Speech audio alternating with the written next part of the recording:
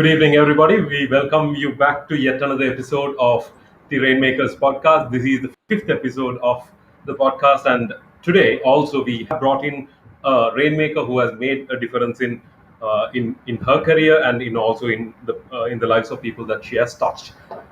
Uh, Anybody who is joining us from YouTube, from Facebook, and LinkedIn, please be kind enough to send us your questions so that we will be able to ask those questions from Shanuki and we'll be able to get you the answers for those questions too.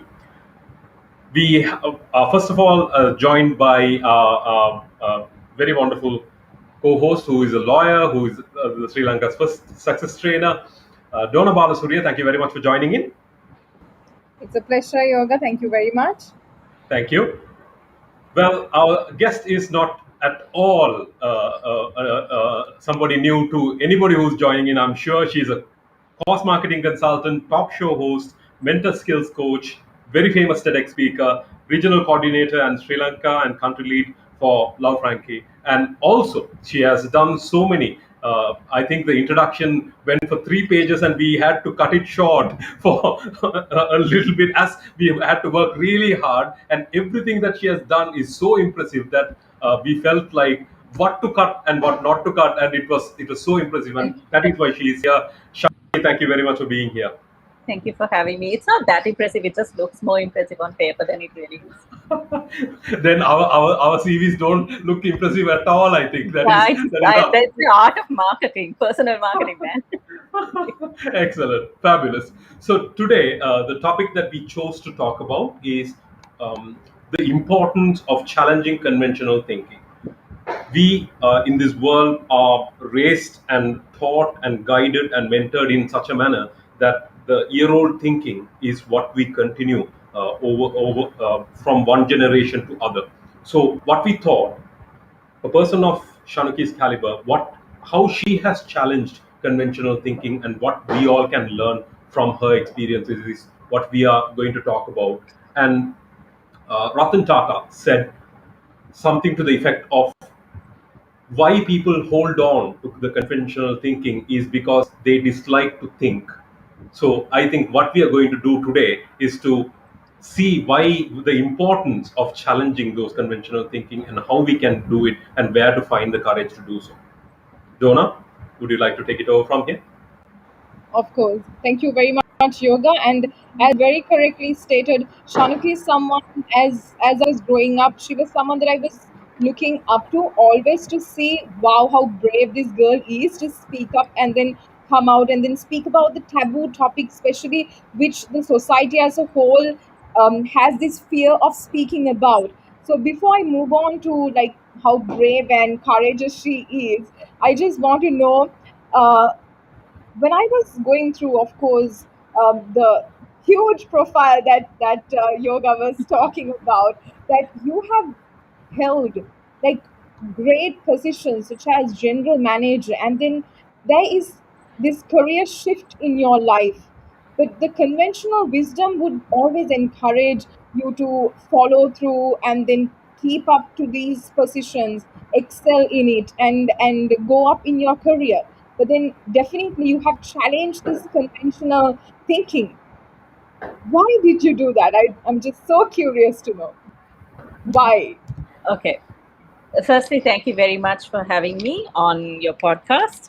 And like I mentioned before we started sort of streaming live, I don't know whether I'm necessarily the poster child for the right thing to do. I don't know if you want to encourage people to listen to me, but I will tell you my story.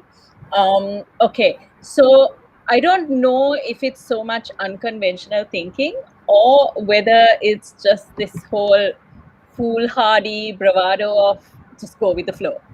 And I've always had a very low boredom threshold.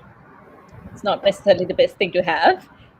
And my focus levels kind of, it's difficult for me to stay interested in one thing for too long. So I've always, even as a child, been extremely interested in like a diverse number of things, even in school, extracurricular activities or whatever. I was always trying 10 different things. So there was never one thing that I could stick to.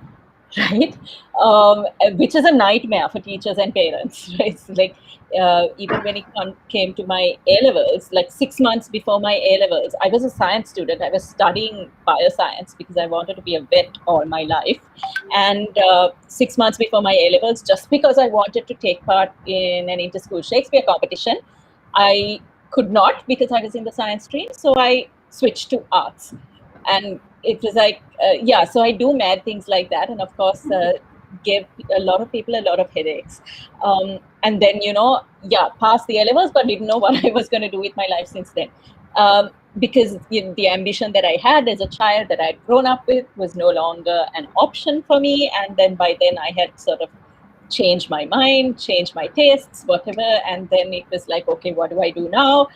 And then just looking at everything that just came along, every opportunity, and it wasn't, I never had this is where I want to go, this is where I want to end up. And I've never had that.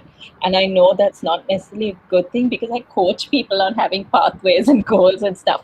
My goals keep changing. And for me, that works because I put my heart and soul into whatever goal I'm working on. Once I reach it, I'm like, okay, I've done it. Next. Yeah. So I think it's the low boredom threshold, not so much as unconventional thinking. I think it's a mental condition.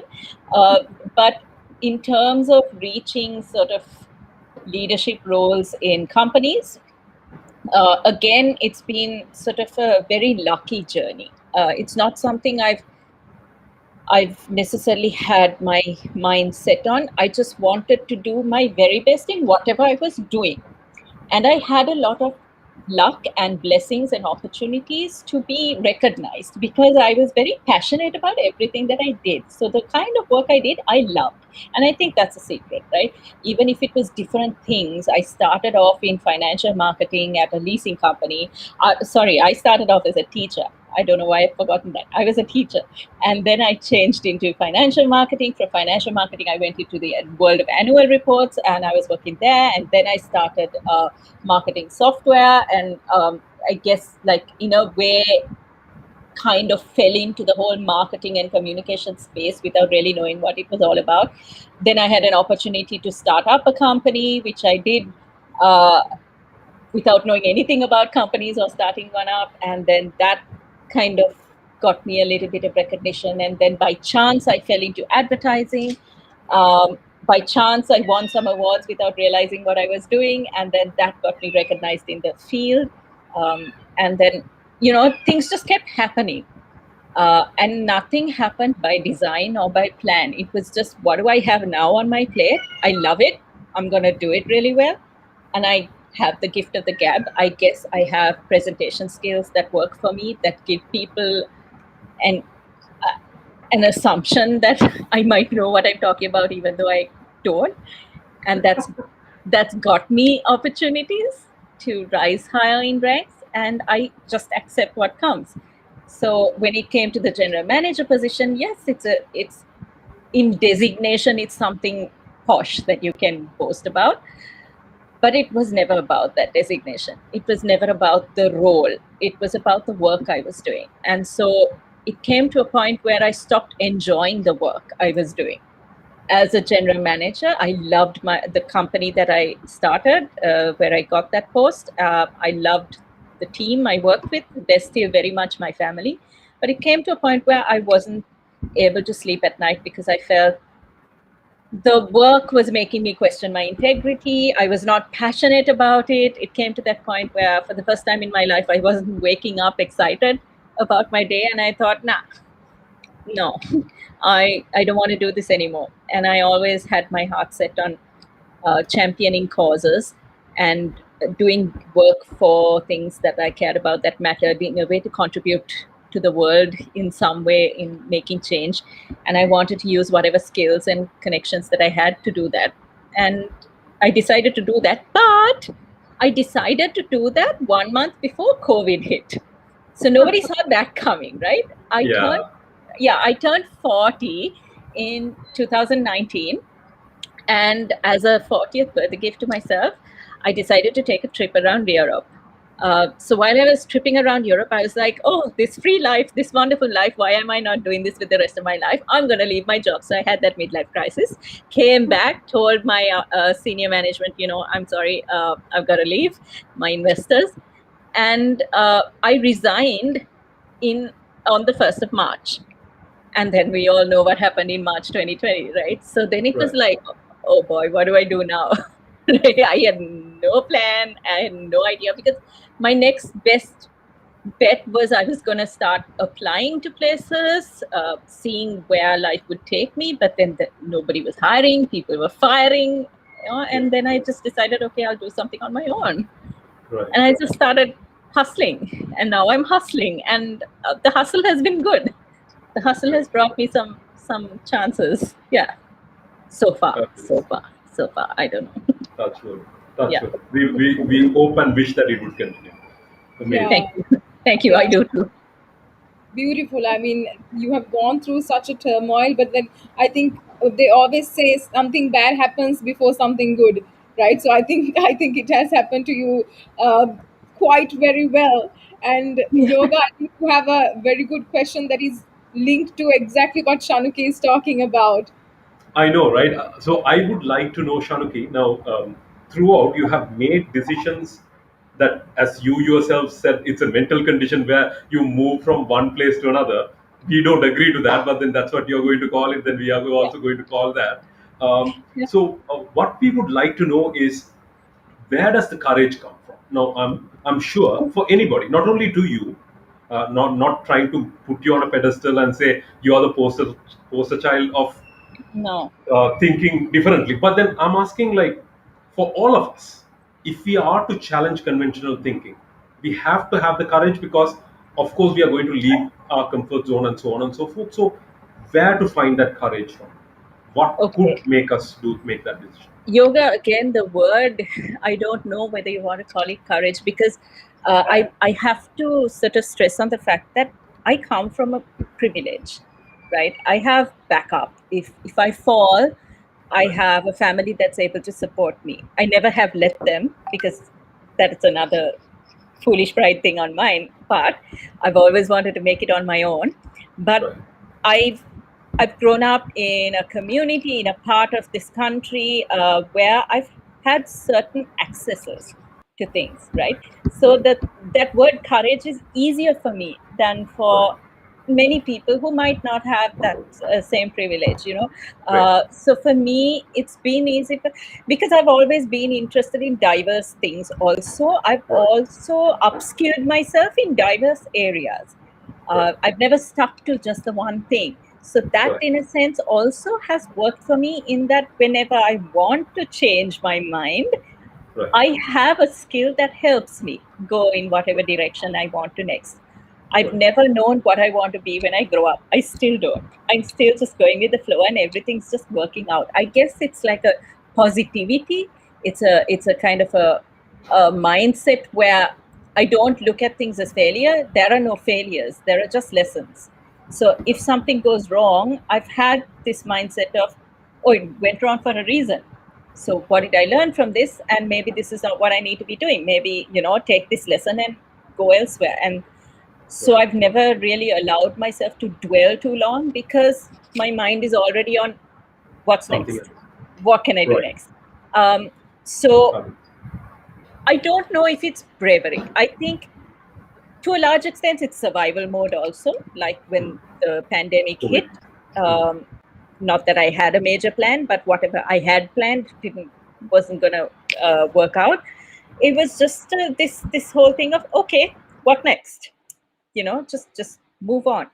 If I sit and I dwell, can you hear me? You can hear me, right? Okay. So if I sit and I dwell and I say, oh my God, it's not working out, and I stress and I put myself into states of anxiety and paranoia and all the rest of it, which I have the tendency to do to myself anyway in life, if I do that, I'm not moving forward. Uh, so yeah, it's just about the what next. It's not courage. It's just like what next. and being excited about what next. I don't think of it as a necessarily brave move. It's just go I with think it. it's a very honest thing to say, Shanuki, because a lot of people will not say it. So thank you very much for sharing that. And I think not everybody has that safety net, but Yeah, then even there are people, most of us, who even after achieving that safety net will still be in that yeah, yeah, safer zone. So yeah, maybe at that point we could say, let's try to live, try to make a difference, try to make a change. Is that yeah. what you're trying to say? Yeah. Yeah, I think what's motivated me in life is what can I do with myself rather than what am I getting out of it, and that's worked for Right. me. I Perfect. haven't gone in with any intention of a salary or with any intention of, again, that comes from that privilege of not needing the salary. Although Right. I want to survive on my own. I am Right. self-sufficient. I want to be Right. independent. I won't take a Right. cent from anyone. People can't even buy me dinner, even today. You see, the huge arguments we get into. Right. I want to take care of myself. But when it comes to my work and my career, it's been more about what can I do that makes me happy and what can I do that contributes. Because my motivation, different people are motivated by different things in their career, right? There are people who are motivated by money, there are people who are motivated by an organizational culture, motivated by friends. Yeah. For me, the motivation has always been what am I contributing? What's making me matter? Uh, and that's helped me. So, and I found spaces where I can make a difference where other people are not necessarily trying hard enough because they're more focused on what's going to make them money or what's going to give them a designation or what's going to give them some sort of privilege or benefits, because that's what we all want. We want financial security, we want Correct. the status, and I think this world conditions us to want those things. I just Yeah. never have. I've never been interested, so that's worked for me in a different way. Amazing. Yeah. Amazing. I think that was a very important learning, because that's a that's a thinking shift. Not necessarily what we get, but what we can do. I think Yeah. that in itself could make the bigger difference that we are looking for. Yeah, but I do have bills to pay, so I do Of course, sort of all of us consciously do, all of look us for do. ways to pay my bills, but I'm not looking for anything more than the ability to pay my bills. That's it. Great, great, Yeah. amazing. Thank you, thank you. Sure. Great. Thank you very much, Shanuki, for that. And as I was listening to you, I was wondering, like, most want to think beyond what is out there, beyond the norms. Most of us would want to. Donna, your line is not clear. Could you ask that question again, please? Yeah. Can you hear me? Uh, Breaking up. Yeah, Okay. yeah, Um, perfect. Continue. so what I wanted to ask was, Shanuki, most of us would want to think beyond the conventional thinking. But yet, the problem is, as Yoga was saying, that we do not have the courage or we don't have the ability to think like that. But if there is someone who is out there, can you tell us what is the importance of taking guidance and mentoring in thinking out of the box? Because thinking out of the box can also be a harmful thing to the society as a whole. Yeah. Because Yeah. of course, when you're thinking in an unconventional manner, change is not always good. So Yeah. change can also be bad. So Yeah. what is the importance of having mentoring, having a mentor, or like having a person to guide you Yeah. throughout this Yeah, process? sure. I think okay. So for me, when I started out, okay, my the biggest part of my career, let's say the majority of my career has been in advertising, marketing communications. I've worked in advertising for 21 years, right? When I got into the field, I had no idea what it was. And I didn't even know where to reach out to for help. Like I said, I had the opportunity to start up a marketing communications agency. Somebody decided to invest on me and say, why don't you do it? Because they thought I knew what I was doing. I pretended to know what I was doing, right? I'm going to be unashamed about it. I said yes without telling them I don't know, right? But then when they invested and I realized I don't know, I literally got on Google And I was like online, I was going into chat forums asking people, how do I do this? Asking strangers from around the world because I didn't know anyone in the industry to reach out to. I didn't want anybody to find out that I didn't know what I was doing, you know. So it was literally sitting at night, going on to these business chat forums, international forums, and stuff like that, asking people on Yahoo, of all things, at that time, just asking people, okay, I want to start an advertising agency. How do I go about it? You know, what's a P&L sheet? Like, how do you hire? What does a designer do? I had no idea, and it was just strangers on the internet giving me advice, and I was taking that on. I may not have known the terminology, I didn't know the rules of the game, but I just started, you know, and it just happened. Like I just sort of designed my own vacancy ads and, you know, set up my own office, and of course there was investment being put in it by someone else, but I was giving them the impression, yeah, I've got this, and I'm doing it with the advice of the internet. But then it started working, and it was all like the blindly trial and error, but it was working because I was using my presentation skills. So that's the important thing, right? You have to have some skill that you can use as your confidence, as your sort of strength. Otherwise, you're just going to be a failure. So I knew I wasn't going to fail because I knew something. I knew how to present or project myself. I knew how to impress people, and I was also being honest with clients. And I think I was lucky that I found clients who respected that honesty when I said, I have not done this before, but I would love to have your business and love to show you what I can do. And I guess, you know, it started small. But then when I got into the industry proper, because that agency I started working out, I got recognized, and then I got snatched into larger international network agencies. That's when the mentorship became invaluable. I didn't realize how important that mentorship was. I had the opportunity to go overseas, to work overseas, and to make those connections. So that helped me a lot more than I think local mentorship, because I feel in this particular industry, I can't speak for other industries, but in the advertising industry, the local industry might not be on top of their game.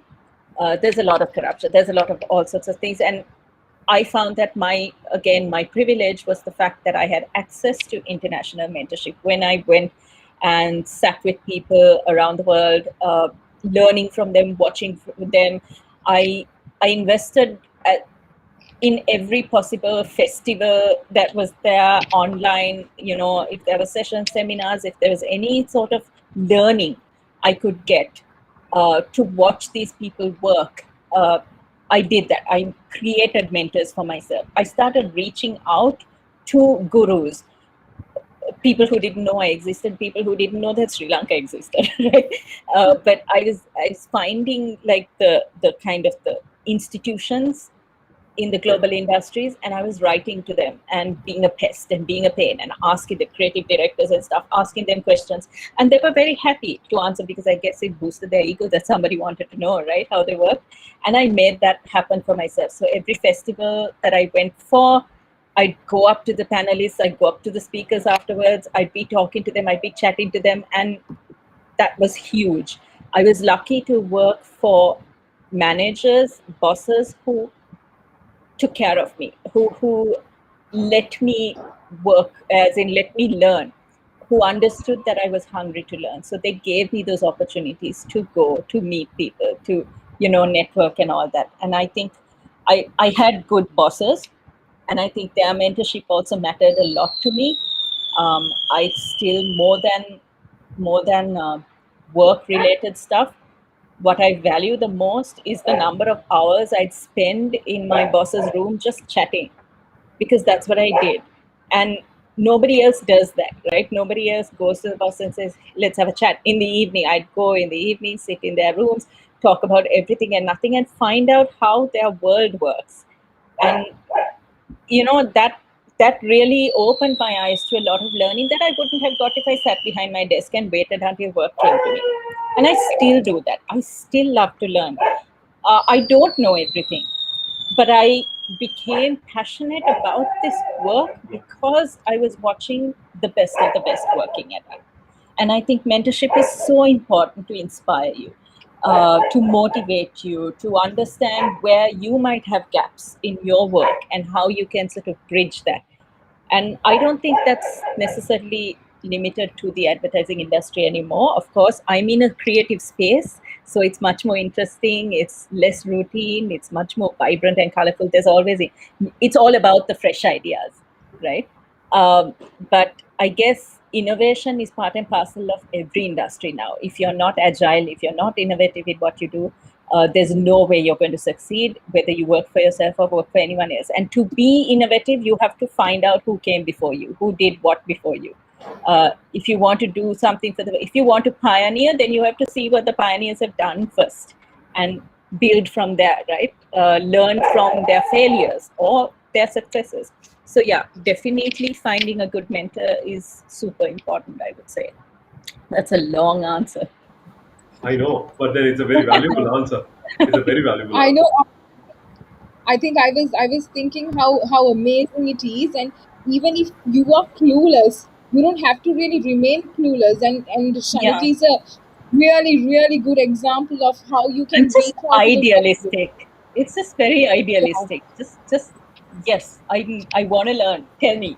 And then when they say no, you go to somebody else, or you sit there and say no. I want to learn. I mean, I know people in other countries who have received like at least 20 to 30 emails from me until they actually replied. Right? It's like I used to send them my work and say, "What do you think of this? What do you think of this?" And they're like, "Who is this? Who are you?" And I'm like, "No, I saw you speak in Singapore at this place, you know.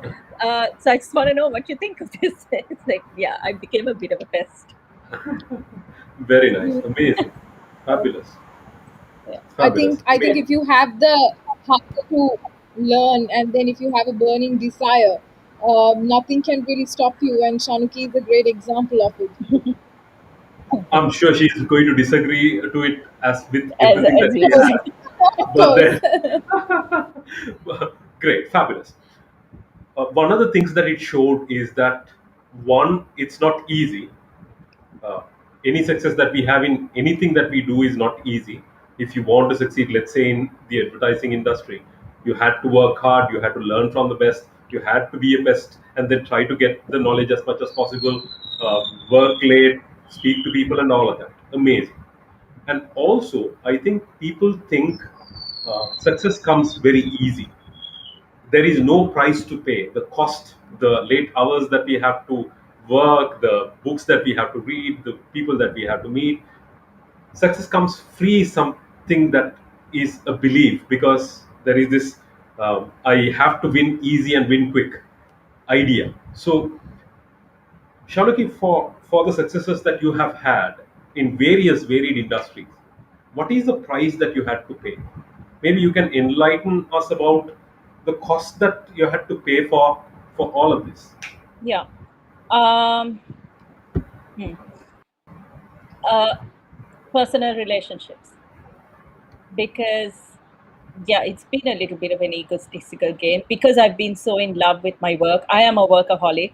When I work best at night. I can't wake up in mornings. So it's always been, it's not so much that I wanted to work hard and work late. It's just that I worked better when it was late, when there was nobody else in the office, when I had, I'm like an owl. So even now I work like until 3, 4 in the morning because my mind starts working at weird times. Um, but I think doing that meant I had to give up on a lot of social activity. I'm a bit of an introvert anyway. I mean, I socialize because I have to for my work, but otherwise, if I had the choice, I wouldn't go out there and meet people. I do better with dogs and cats than I do with humans. So I guess personal relationships, obviously, my family doesn't see me as much as they would like to. And I have isolated myself from friends. Um, I think I've made work an excuse, uh, but I also know that I've never been able to form strong long-term bonds with people, even if it was romantic partners or with friends or with family. I'm a little bit of a MIA when it comes to that, and I think people would look at that as a sacrifice. And I think possibly as I grow older, I will realize how much I've given up. Whereas right now, it's been a choice that I've made. But at the same time, I've learned to love myself all the more and love my, so I think, yeah, again, I don't know if other people would call this a privilege. I do. The lack of a husband and the lack of children gives me more space and gives me more time to focus on the work that I want to do, where I know that there are other women out there, especially, or even men, who have those responsibilities they have to take care of first, and they have to prioritize. So for me, it's been easier because my priority has always been my work and myself. Correct. Yeah, I guess. I think we all pay different prices. Yeah, I think most of us are workaholics and we pay heavy price, yeah, whether it's in terms of the time that we get to spend with family or yeah. and so on and so forth. So Also, yoga, I think, as a woman, yeah, especially when you reach a certain sort of like a public profile, in somewhat public profile or a leadership position, you also, in this society, especially in Sri Lanka, you risk labels, you risk correct, defamation, correct. I and agree. that's something that I have dealt with and I continue to deal with. There are lots of assumptions about who I am simply because of what people look at through my public profile. So, You tend to be labeled as intimidating if you speak. You tend to be labeled as, difficult if you're in a leadership position. So there's a lot that I guess you sacrifice your peace of mind. In a way, you have to deal with a lot of crap, and you have to grow a really thick skin. That's unfortunate, especially as a woman. To make it, you have to grow some thick skin, yes, unless you work in a completely all-female industry or something like that, which rarely happens, right? doesn't exist. Yeah. Yeah. So I'd say, yeah, the mental well-being is also a sacrifice that I've had to make. Very true. Yeah. Very true. But the good news is that whoever grows in this society is people throw rocks at them. But then when people like you who have reached a place and have created an impact in the world, in the society that around you, people can only look up to you and say, irrespective of what we said, and she is already there. And then you can only look down and say, irrespective of what you did, I'm already here, and people are looking up to you, and then people are getting motivated to do things that are worthwhile to the society. So I think you have already created an impact, and I'm sure you're going to continue to create that impact in the world around you. So more power to you. Thank you. Yona? Yeah. I think Am I audible enough? Am I coming perfect, Yeah, from? perfect. yeah, yeah. Great. So my question is, as I was going through some of your previous interviews, I just saw that you were also someone who wasn't really a fan of studies. You were always focused on your extracurricular activities, and I just want to know, how did that mold your ideas? How did it mold you in such a way that you are who you are today? Okay. So this I can confidently say it's a good thing that I didn't like my studies as much, because I don't really admire the Sri Lankan education system. We teach kids to parrot. We and there's a lot missing from what a holistic education is when it comes to the technical side of studies, right? So I'm glad that I didn't limit myself to only the books as the schools and the system would have made me do. I opened myself up to extracurriculars because it was an escape from the literature. But that gave me a lot more street smart, a lot more, a holistic, all round learning, which is my strength today. The fact that I can sort of merge into any team, or can sort of have the skills to get along socially with people if I choose to, and the speaking, the performing, the whole shall I say, presentation of what I am or who I am to get noticed came not from the fact that I sat behind a desk at a book, right? Not to say that book learning is not important, it is. It's just that I never had the passion for it. I did it because I had to get the marks and get pass, pass the exams. We have to do that. If I failed, I wouldn't have gotten anywhere. But that was not my priority, and I love to learn. You can see behind me, right? This is like this massive collection of books and all that. I love learning, but I like learning at my own pace. I can't learn what other people tell me to learn. I want to learn what I want to learn. Yeah, and I think that's important with children today. So, yeah, did that answer your question? Of course, it did. And Okay. I think that's a very good example for what we see most of the time. They say don't judge a fish by the ability to fly. So we are not really, all of us are really not meant to be studying and sitting and following a system that is done for everyone, which is wrong. And I think Also, the for all of tendency us is there that is a you get kind of caught in that trap of you put yourself into a box when you're studying something that somebody else has told you, or somebody else is. It's good to know the history of what you're learning, and definitely there are technical skills that you do need to have in various careers, but you don't learn creativity, you don't learn imagination, you don't learn innovation, and those are the things that are moving the world forward, right? That's what's becoming more and more important, is your emotional intelligence and your psychometrics more than the technical knowledge or what school you went to. So you really need to have that as a strength nowadays. Yeah. Definitely. course. Yeah, absolutely, Shanuki. I completely agree with you. And yeah, I think we have a question direct to that, Shanuki. I would like to ask what this from Shanuki next, because we have spoken about the skills that we don't learn from school. One of the things that we don't learn from school at all is how to deal with failure.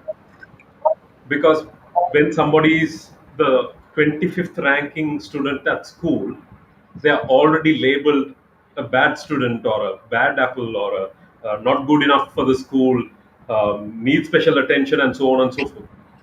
So school definitely does not teach us how to deal with failure. But in real life, I think failure is everywhere. Whenever we try to do something, that is the definite reality that we are going to have. Yes, we can change it by working hard and so on and so forth. But how to deal with failure? How do you deal with failure, Shanuki? Whenever you are trying something new, you have tried a lot of new things, as you said. So there are a lot of things that you have succeeded in. I'm sure you have also faced some uphill battles and challenges and failures. So when that happens, I'm sure people could easily say, I told you so. So how do you deal with that failure so that you have the strength and power to try again? There's a dichotomy here. In my personal life, I've not been able to deal very well with my failures. I have had to learn the hard way to develop some coping mechanisms in my personal life, Right. where I've had like mental health issues, based on things that happen in my personal life.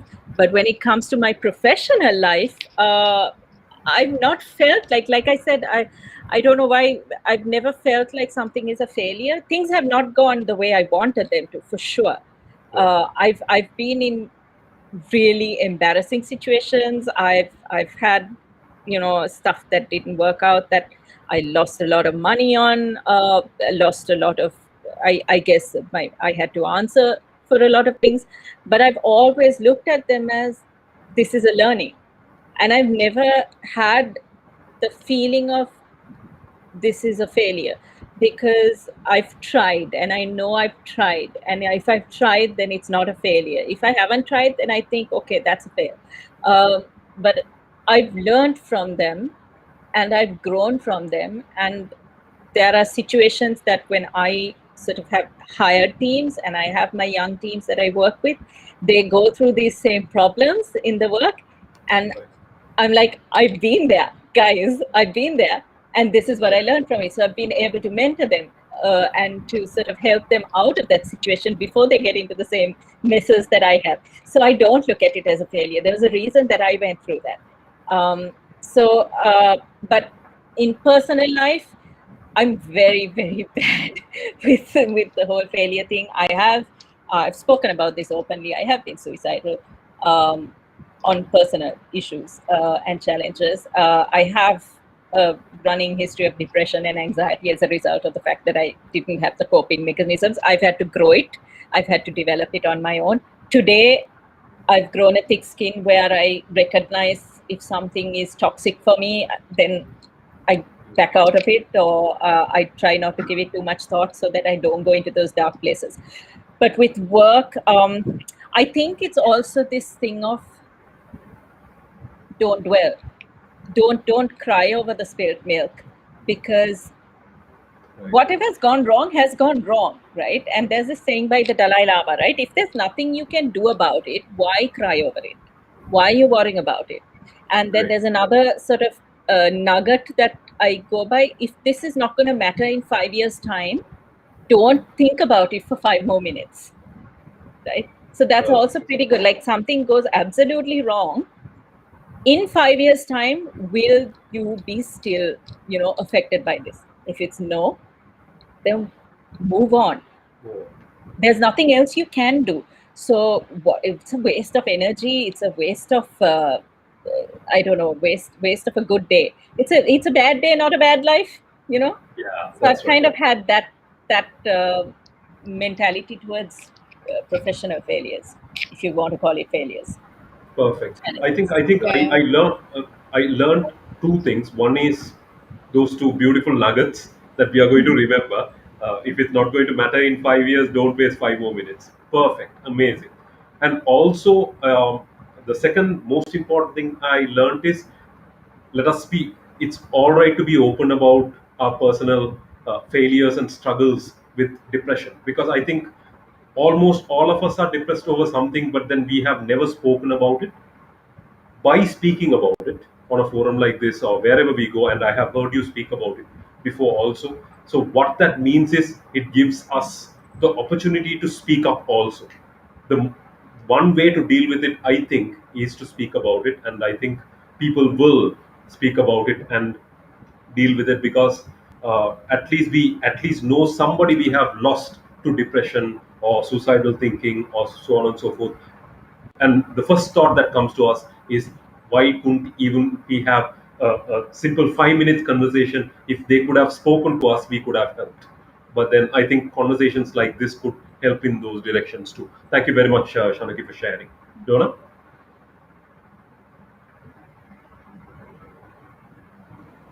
Yeah, absolutely. Thank you very much, Shanika, for that. And I was thinking how, like, you have heaps of confidence in you, and which generally I was specifically asking about the talk show that you are running, that is the talk show. Generally said for us women that you should always be ashamed of certain things. For instance, when I was growing up as a girl, I was always asked, you should cover up yourself, close your legs, don't bend from your knees. You have to bend, don't bend from your hips, bend from your knees, and that always makes us feel like we have to always be careful about our reputation, what we speak about, how we behave.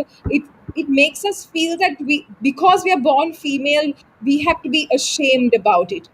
And especially the fact that we need to speak up for ourselves is something which is very rare to find in a woman. So in such a society, that in your show you talk about things like pornography to sex working to um, female circumcisions, topics which are extremely taboo, like what is the, how did you find the courage to speak up like this? No shame. Absolutely no shame. just just born in a family of uh, highly I don't know, the firecrackers are going off, my dogs are also going to go mad now. Yeah, highly I would say extroverted family. They're all eccentric and everybody is a loudmouth, so I've always been a bit of a loudmouth and had my opinions regardless of what anybody thought. And I think, again, when I talked about my personal challenges that led to a lot of depression, and all of that was a result of me not being able to speak for myself, having thought that I did not have the right to speak up about my truth because I was too busy focusing on the stigma and the shame of it all. And that isolated me, that created this darkness inside me where I felt helpless, I felt lost and lonely. And that led to these suicidal thoughts and things like that, because I didn't know that it was okay to talk about it, because society has told me it's not okay. You have to deal with it, right?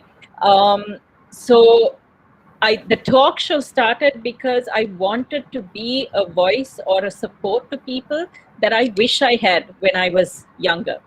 And I've always been naturally curious, and the older I got, the more I'm born a Catholic, right? A good singular Catholic girl. I've been taught the most sort of repressive things by my grandmother.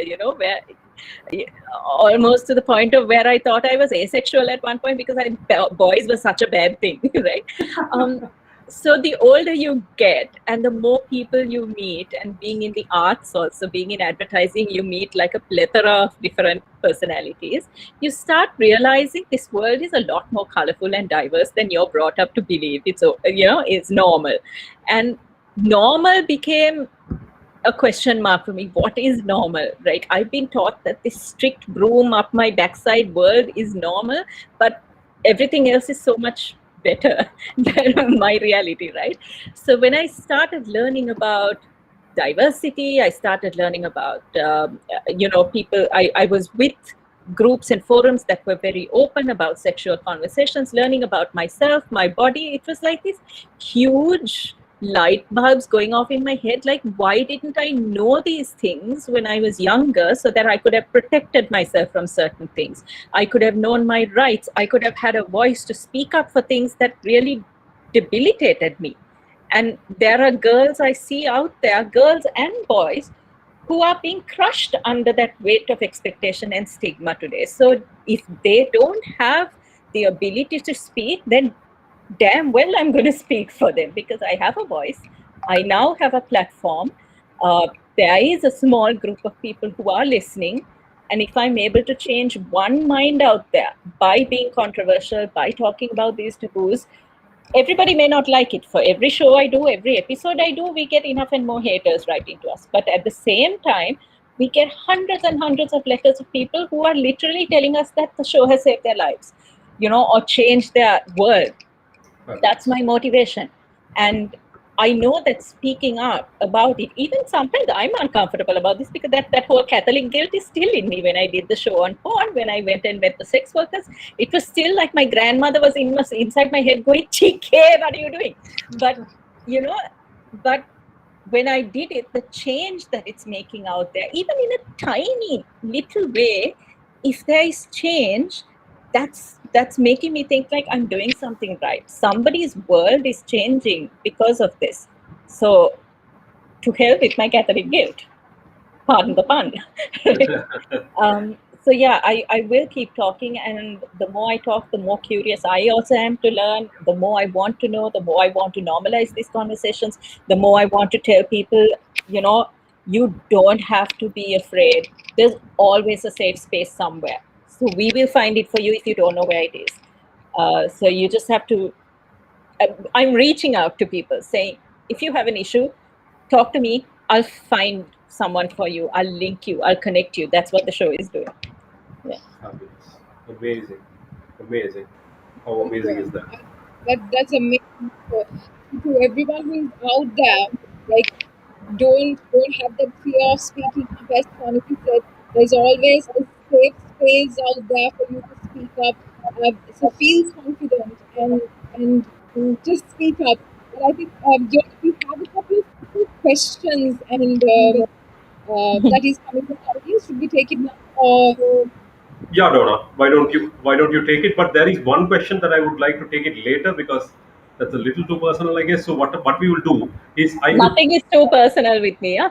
perfect then. Okay, Let's let's open book. let's take. Open book. All right. Okay. I think that what that question is asking. Let's not getting into the personal details. Is so there are sacrifices that we make, and then at the end of the day, we look back and whether we are happy about the sacrifices that we have made. Like if we have focused on work, if we have not spent enough time for family, whether we can be happy, how does it work, whether the cost that we pay for the success, does it make us happy at the end of the day? Okay. I think it changes from person to person. I don't think there's a definite formula there as to what each individual should prioritize is each unto his own, right? Or her own. Right. In my uh, this thing, you have to think about what your purpose in life is.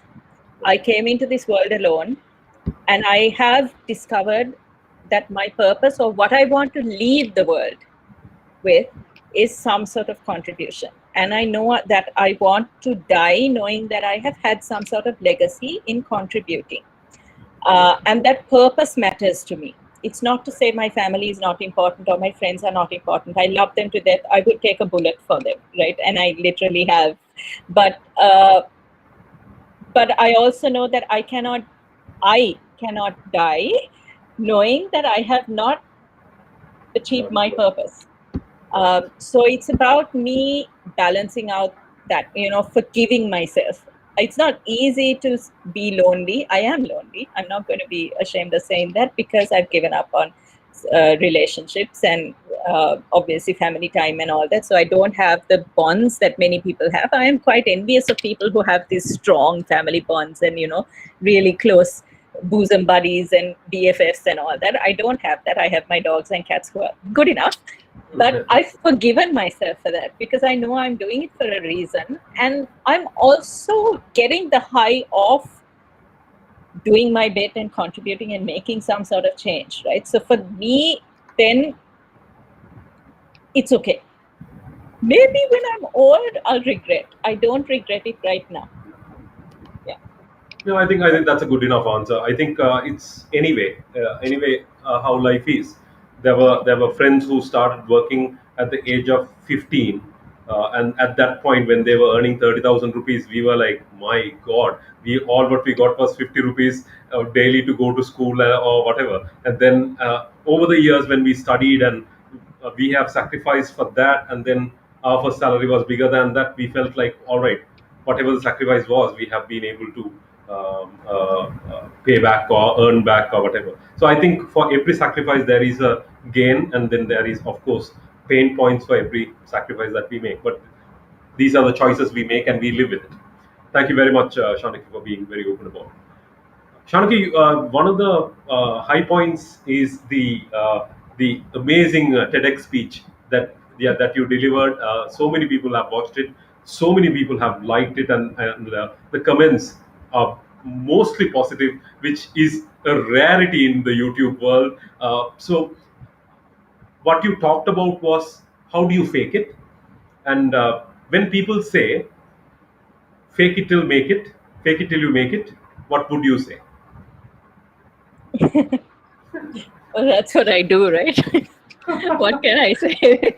I fake it all the time. It's because of my anxiety. It's because I have uh, and people don't believe this because I come across as this whole intimidating drama queen, right? But all this is me escaping or ignoring the fact that I do have self-esteem issues. I am very conscious of maintaining some sort of image or reputation because I know I have work to do. I need people to believe in me. I need people to trust in me. And I need people to respect what I have to say. So there is a lot of stuff that I have to do against my better, my instinct to maintain that respectability. Right. In a way, if you Right. look at it like that. I understand. Um, so I think as when I talked about faking it, and I hope that the takeout was this in the TED talk, was that it was an external faking, as in to give yourself a boost of confidence, to put on the confidence that you don't feel right now so that you get through the day. It wasn't about being a fake Fake. or being insincere or Right. the internal fakery that certain people do. Like it wasn't about catfishing the world. It No. was about uh,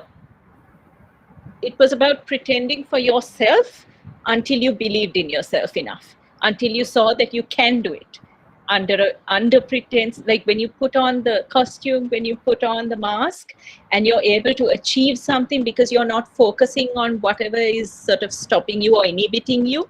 When you achieve it, you realize that you were capable all along. You just needed to think you had a mask on to be able to do it. So Right. now that you've shown yourself you can do it, now take the mask off. You can Right. do it because you've already proven that you can do it. Yeah. That was what I meant by Correct. faking. It wasn't about not being true Being to who fake. you are. Yeah, Right. Right. The very rare negative comments were from those people who thought it was about that you were suggesting us to be fake, yeah, but then you yeah, were not. Yeah. But I think all of us who have Yeah. not watched it, watch the video, should definitely have a look at it, because it paints a beautiful picture, and also you were sharing personal stories of how you have achieved it. I think that can benefit all of us. Donna, we have about 4 more minutes. It didn't feel like 55 minutes have passed, but I then told you it I talk a lot. has. No, but then it was very interesting and very Of worthwhile. So yeah, course.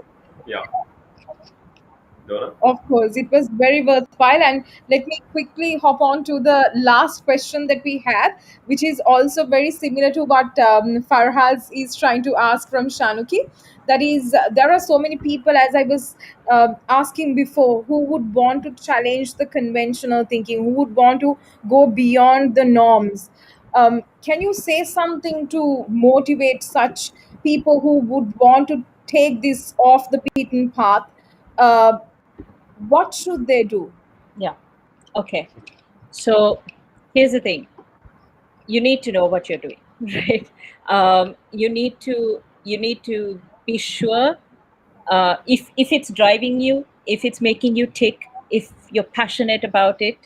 There's nothing and no one that should stop you, but you need to prepare for it, because the more prepared you are, the more chances of you succeeding at whatever it is you're trying to do, right? So if you want to go off the beaten track, learn about what you're going to do, prepare, make sure that you have the skills to do it, and then you're able to show the world that you can. Naysayers, uh, I know it's very difficult when you have loved ones, when you have people who matter to you, or people who are obviously very influential in your life, when they try to stop you from doing something because they're not confident that you will succeed. Maybe they're looking out for you, maybe they're worried about your safety or your stability when you're trying to go off the beaten track. I mean, that's normal for people to feel that concerned and protective over you, but it's your life and not theirs, right? And end of the day, you have to hold yourself accountable for whatever it is that you choose to do. So their insecurities with what you're going to do is something that they have to deal with themselves, and you can certainly help them and guide them to deal with that insecurity, but in no way should you feel obligated to compromise on what's driving you to make someone else happy, because they're not living your life. And so stay the course. Stay the course if you believe in it, if you are passionate in it. Even if it goes wrong, the fact that you did it is something that you will take with you forever. The fact that you did put that step forward and you tried it out is something that you should be immensely proud of yourself for. It's not the end that matters, it's that journey, right? Um, and for sure, when we come to the end of our lives or the older we get, the more stories we have, the more risks we took, the more challenges we overcame. That's what makes us feel like we've really led a life that matters. And if you don't allow yourself to do it, you will never be able to experience that feel. feeling. Of course, if you're someone who wants to play it safe in life, that's up to you. There's no shame in that either. But definitely, life's so much better when you have those stories. Amazing. Yeah. Amazing. Shanuki, I know Donna said it's the last question, but I'm going to ask you one more question, Sure. and that is this. Now we have heard about you. We have heard all the good things that you had to say about how to challenge conventional thinking, to live a life that contributes something, have a voice, create your voice so that you can speak for those who don't have a voice, so on and so forth. Amazing, absolutely fantastic. Shanaki, what can we read? What would you suggest? Who are the public personalities that we can follow so that Hmm. we can maybe also go in the same path that you are trying to go in, or create our own path and improve our knowledge and experiences and so on and so Yeah. So I think, I mean, if it's professional based, then definitely look for gurus in your industry. I wouldn't know who those are, right? forth. Right. In my case, it was like I was excited by, in my time, because I'm old now, but the Richard Bransons, and those were my kind of, those guys did things differently, thought differently, and they're like really cool lives too. And Right. Richard Branson came from nothing, and he created like a little more than something, right? So Right. for me, it was in branding and marketing. So I was looking up things like stories of how Nike happened, Coca-Cola. I've taken a lot of inspiration from Sheryl Sandberg now. As a female leader, the stuff that Right. she's doing.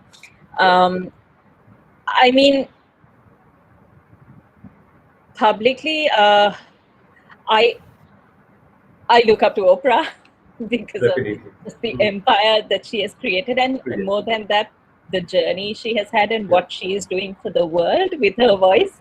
So I Yeah. use that as like Inspiration. my kind of, my motivation. So I guess depending on what you do and Right. what your profession or passion is, uh, look at somebody who beat the odds. Right. Look for the public figure who sort of just did things differently. I mean, Make a people difference. don't make history by following, towing the line. History is not made by people who follow conventional paths, because they Correct. just become another statistic, another one of many. Correct. History is created by those who do things differently. So find the person Amazing. who's done things differently in your industry, who has pioneered, and see what they have to say. And most of them have their autobiographies out to read Fabulous. from, to learn from. Yeah. Great, great. I think that's a beautiful answer. Thank you very much, Shanuki. I think this brings us to the end. Before Donna concludes, I would like to say thank you very much. You truly are a rainmaker, and we wish you the very best to make the impact that you want to leave behind and help as many people as you would want to. And I hope you will definitely make that impact and difference in the world that you want to create. Thank Thank you you very very much for much. being a Thank guest you, here. Golda. Donna, your concluding remarks. Yeah, thank you very much for accepting the invitation, Shanuki. And as Yoga said, you're a great influencer and you stand up for what you think is right. And I do really pray and hope you would continue to have this courage and will make a massive change in the world in time to come and influence bigger, much better audiences and speak up for the voiceless. So kudos to you and all the very best. Again, as I always say, we will be rooting for you for every step of the way. Thank you very Thank, much for joining us today. thank you very much, guys. Thanks for having me. Thank you. Appreciate it. Take care. Thank you very much, everybody, for joining. Also, appreciate it. Thank you. This ends the stream. Thank you. Bye.